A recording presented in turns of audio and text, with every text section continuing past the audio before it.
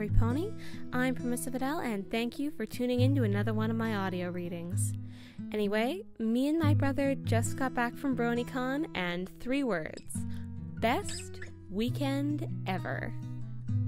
To see so many bronies in one exposition center was amazing. And actually, I got the pleasure of meeting TheGreyPotter, the author of this story, and a big shout out to her. She is awesome. So, long story short, Epic Con was epic. Flames and all. Anyway, big thank you to all of my subscribers. I never thought I'd be contemplating what I'm gonna do for my 100 subscriber video, but apparently I have to think about it now. Thanks to all of you. Big thank you to my brother for reading the voice of Discord for this chapter. And without further ado, here it is. The Steadfast Sky, Chapter 3 by TheGreyPotter. I think for a second there, everyone just went a little crazy. And by everyone, I mean my sister. This was a moment of hypocrisy for Celestia. She was the one who told me not to judge weird-looking ponies by their appearance, and now she was treating poor Discord like the bad guy here. You know, I'm gonna tell her that. What have you done with my sister? Celestia yelled, magically holding Discord aloft, over the loft's railing. What do you mean, what have I done? Discord piped up in his funny voice. I guess it's not funny right now, though, being scared and stuff. Celestia, I'm right here! I stride toward her, using the walk she taught me to show I was serious. And you're hurting my friend! Luna, dearest. Celestia looked down at me, wearing her most serious and dire face. She pulled Discord to us magically, not paying attention to him. He would have bonked his head on the railing if he didn't see it coming and duck. Do you even know what this is? He's not a this. He's Discord. Discord waved. I think he was nervous, which makes sense. Being manhandled can't be the most fun thing ever. Celestia gave him a sideways glance. Do you even know what Discord is, Luna? A pony? No, he's not a pony, Celestia said. Really? Huh. Actually, I'm a Draconicus. Discord clarified. But that's like a pony, I think.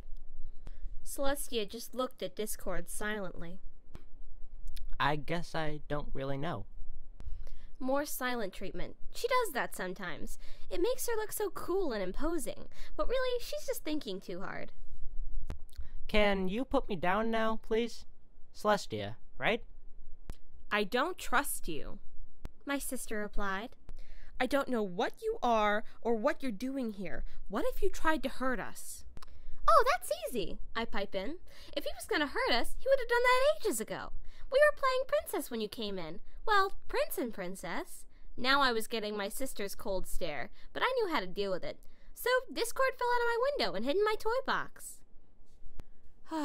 Luna, dearest, my sister sighed. You need to learn how to be more distrustful of strange things like this. And you need to be more trustful of them, I retorted.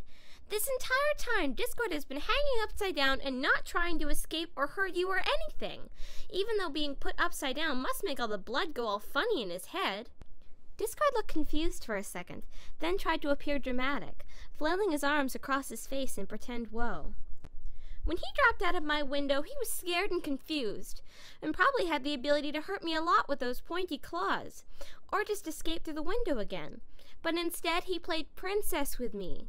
I nodded like I had won, but with my sister, there is no such thing. She sighed. It's been a long day, she would usually say. Playing princess is not the ultimate answer of whether or not someone can be trusted, Luna. I opened my mouth to try again, but whinier, but instead she set Discord down on his 4 feet. He didn't run away, though the way he was looking around, I think he wanted to.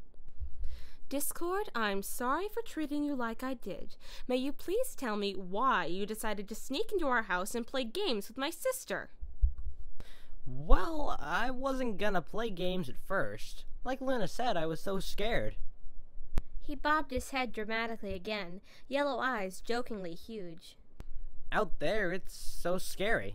All the big shadows making ponies just vanished. I panicked. Had to get inside somewhere, where I knew they couldn't find me. I don't want to go out there again. Of course. Celestia turned and began walking downstairs. Discord, you may spend the night here, but when it becomes day, you need to get home, all right? She stopped. Oh, would you like to join us for dinner? Sure. I nudged him with my nose, and he gave me a blank stare. You're supposed to say thank you. Oh, right. Thank you. Dearest Celestia? He stood on his hind legs and did a bow with a flourish of his hands. My sister nodded, though I don't think she was paying attention. She walked downstairs, leaving me and Discord behind. This is gonna be so cool, I shout. We're gonna have a slumber party. I haven't had one of those in, I don't know, a long time. Slumber party? A party where you sleep? He adopted a thinking pose, eyeing the ceiling. Well, I've never done that before. Sounds fun. I whinnied excitedly. I guess I wasn't that excited, but after so many weeks of just playing with Celestia, mildest and most controlling of all the pony baronesses, something weird like this was great. Discord just looked at me with a sideways head, like a puppy. What was there to be a puppy about? No shouting in the house, Luna, Celestia shouted from downstairs. Now do you two want to eat or not? Discord seemed excited about dinner until he saw what we were eating. When we got all settled on the foyer floor, Celestia offered him hay. He said he ate earlier, though it was pretty clear he didn't. I didn't blame him. Hay was pretty boring, if filling. Celestia offered to sugar my hay with oats like usual, but I offered them to Discord instead. He seemed pretty grateful. Luna, you need to chew more. You don't want to get sick, do you? Sorry, I said through a mouthful of hay, being chewed super slowly. So, Discord, Celestia began. I've never seen a Draconequist before. Are you from around here? Discord immediately shoved a handful of oats in his mouth. Yeah. Underneath the city. Tons of tunnels and stuff. It's pretty dreary. I thought if I came to the surface, maybe things wouldn't be so depressing. But it's... well... I have a question. Do you ponies like all this stone everywhere? No, it's absolutely awful, my sister replied instantly. She loved talking about how bad it was here. Good, because I think it's just as dreary as the underground. Dark, rocks, the same deal. I mean, why live here, like this? Discord continued. I don't know. I can't read the Shadow Stallion's mind. The Shadow Stallion? Discord drew back, crossing his arms across his body, dramatically aghast. I laughed through my mouthful of hay. You mean that he's here too? Oh, he's been oppressing the Draconicus for many years, practically making us into underground slaves. Of course he's here. Didn't you notice all his banners around town? Different colors in the underground, since it's so dark all the time. Well, I suppose that makes sense. Discord held a sort of normal adult conversation with my sister. She spoke with him as if he were an equal, not down-talk him like she usually does with me. With only a little more conversation, Discord and my sister instantly bonded over how much they hated it in Canterbury. I've heard Canterbury is dark and dreary enough times for my sister to get sick of it. But Discord kept bringing up something different. He called the city boring, and I felt that that was right. But he also talked about the Shadow Stallion. Celestia always avoids talking about him. It's kind of weird to hear Discord tell stories about him.